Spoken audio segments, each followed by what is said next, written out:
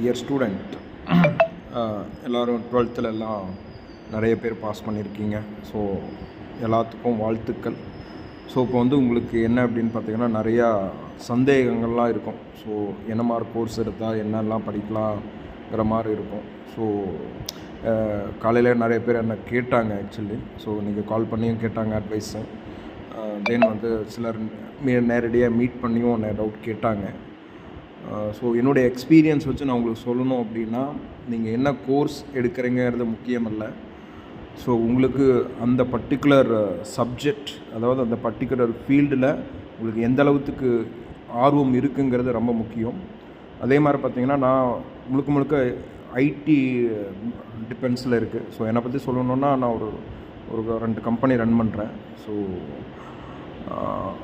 அதில் நான் தெரிஞ்சுக்கிட்ட ஒரு விஷயம் என்ன அப்படின்னு பார்த்தீங்கன்னா, உங்களுடைய இன்ட்ரெஸ்ட் தான் மெயினு.